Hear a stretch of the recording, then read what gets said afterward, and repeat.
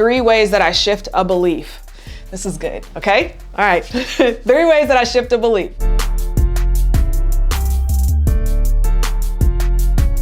Once you determine that there's a belief that does not serve you, so how do you determine there's a belief that doesn't serve you? Generally speaking, as soon as you set your goal, there's going to be a thought that comes up right away. And the thought is likely going to be something like, well, you can't do that because XYZ evidence. Or why do you think that that's possible for you because XYZ evidence, or whatever. There's always some sort of doubt that comes up. So those are, like, I hope you tune into those because that's perfect. It's great when those come up because if you can pay attention to those, once you recognize a belief, you can shift it. The problem is that most people don't pay attention to those doubts that come up. They try to just push them back into the back of their mind, and then they try to ignore them. But that doesn't do anything but allow them to just grow and get bigger in the back of your head. If we imagine your head as like this, hopefully not empty room, but if we imagine your head like a room where there's like doubts and fears and frustrations, and then there's hope. If you don't pay attention to those doubts that come up, those doubts are simply based on beliefs. And if you don't pay attention to those, you won't be able to shift them. But if you do pay attention to them, then you can shift that belief. So as you're creating your goal, pay attention to the first things that come up. Like, what are those first thoughts that come up for you? Whatever those first thoughts are, that's how you can start recognize them and shift those beliefs. So the first thing that I do when I want to shift a belief is I reframe the vision of it so that the idea of that is minimized. So I'm going to give you an example of this. If you've seen the movie Harry Potter, the movie where he finds out that his uncle, Sirius Black, was in prison and he actually is not guilty, he's actually a dog, and all these things. There's a scene in there where the teacher is showing them how to minimize a fear. So there's like this magical creature called a Bogart. And when you step in front of it, it rearranges itself so that it represents your fear. And when you see it, you're so scared, you're paralyzed, you can't do anything and you can't move.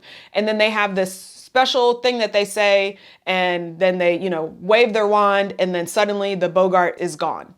And the reason that I'm using that example is because before that movie even came out, this is what I did in order to reframe a belief that I wanted to shift. So to give you the example, I used to have a belief that debt was bad. Like, just very simple. Debt is bad. And not only that, but you're bad for borrowing. You're a bad person. It sounds crazy now because I'm like, of course you're not a bad person for borrowing. Debt is just something that you've chosen to, pay over time, and you decided to borrow some money to do it. Like, who cares? It's just money. But at the time, my belief was debt is bad, and therefore you're a bad person for borrowing money. Why didn't you just have the money to do it yourself, to, pay for something yourself? And so the first thing that I do when I want to shift a belief is I reframe it, visually speaking, so I can minimize it. So the first thing I thought of was like, well, debt is actually not bad. Debt is a way for you to achieve different things. And when you borrow debt, your money goes down first. But then ideally, if you do what you're supposed to do, your money situation should improve because you were able to borrow. And so I imagine debt instead like a trampoline. And so my thought was, okay, think of a trampoline. When you bounce on a trampoline, it has to go down first, but it goes down so it can bounce you back up higher, right? And so when I thought about that, I was like, oh, it's just a trampoline. And I can choose to jump on this trampoline if I want. I can choose to jump on a smaller trampoline. I can choose to not jump on any trampoline. Like, I have the choice, but it's not this bad thing. I'm not a bad person for borrowing. I just borrowed because I decided I want to jump on this trampoline. And so it sounds kind of silly, but that's the idea. Similar to that scene in Harry Potter, where the whole magic of it was like, they made it seem silly, so silly that it was like, why would I even be scared of this? It's just a trampoline. And so that's the first thing that I do when I recognize a belief. I minimize it by revisualizing it in my mind. Now, when I see debt, I'm like, oh, okay, like, it's just a trampoline, right? And so that's the first thing, reframing the vision of it. Secondly, is I choose a new belief that I like better that also has truth, that's also founded in truth. So a new belief that I liked better for the idea of debt is bad was that debt is like a shovel. this was kind of like also a reimagining of it, but I was like, okay, debt is like a shovel and it's like a tool. Like I can choose to dig deeper or I can put the shovel down, but that, once again, it's my choice. So my belief from that was I get to choose, like I'm building something with debt and I get to choose whether I use debt to build or not. It's my choice what I choose to do with it. Once again, the belief had to be something that served me and also that was founded in truth, which is people choose to use debt all the time. A lot of businesses would not be here if they didn't borrow money. A lot of people borrow money so that they can purchase a home. A lot of people borrow money so that they can buy shoes if they want. You can borrow money. You can use that shovel. You can jump on that trampoline for whatever you want. It's not good. It's not bad. It's just a choice. So my new belief was debt is just a choice and I can choose it. I can let it go, whatever. It's not bad. I'm not evil. It's just a choice. And then finally, I reinforce that belief immediately with an action. So if my new belief is debt is a choice and I can choose whether I want to use it or not, then my next action would be, okay, maybe I decide to stop borrowing money. Maybe I decide to pay attention more to my dollars and what they're doing because I believe that I direct those dollars and I believe that I can choose to either use the shovel to dig or I can use the shovel to build. If I'm imagining money as a shovel and debt as the whole, okay, well, what if I take that shovel and instead I use it to build instead of keep digging a deeper hole. And once I determine what that action is, I take that action immediately. And so this is what happens when there's a belief that you want to shift, a belief that you want to change, and you choose a new belief, but you don't take an action that reinforces that belief right away.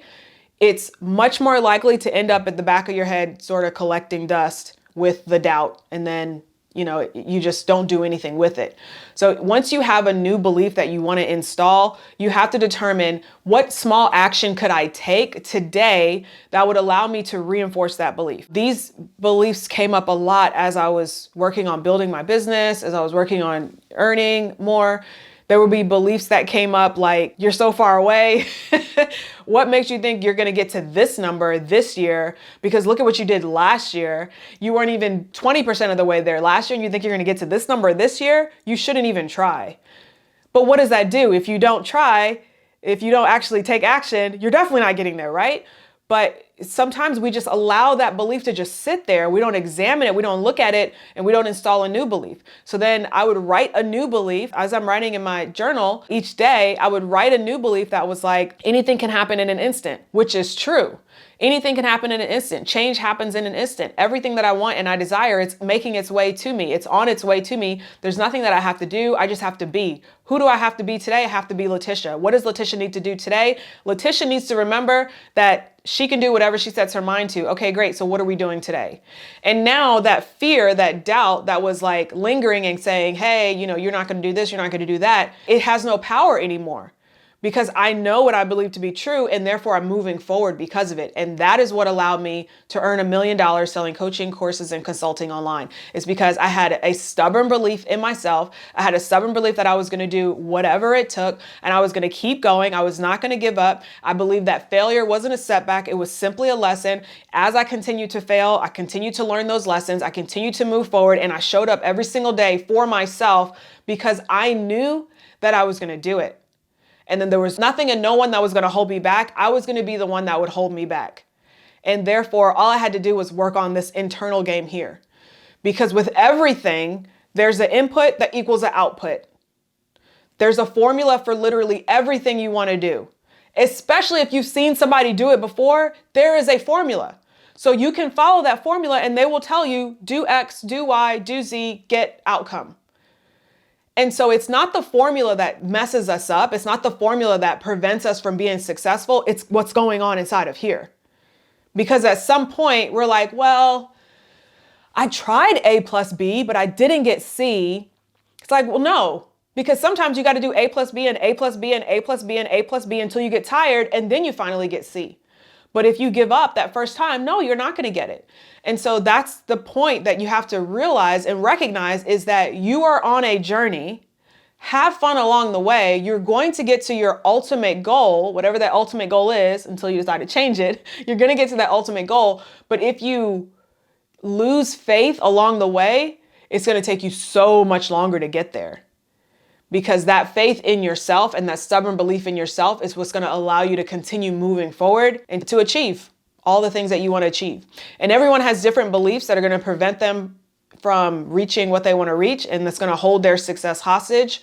And the way that you determine what those beliefs are is you start writing out what your goals are and you start paying attention to those beliefs that are coming up for you. All right, well, I hope you enjoyed this topic. This video was just a clip from a much longer session that I hosted with my YouTube channel members. We talked about the beliefs I had to shift in order to make my first $1 million and how you can identify what beliefs are holding your success hostage. If you'd like to watch the full training and binge on 3+ years worth of full trainings just like this one, just become a channel member. You can do that by clicking join. I hope you enjoyed this one, and I'll see you guys in the next one. Okay, bye.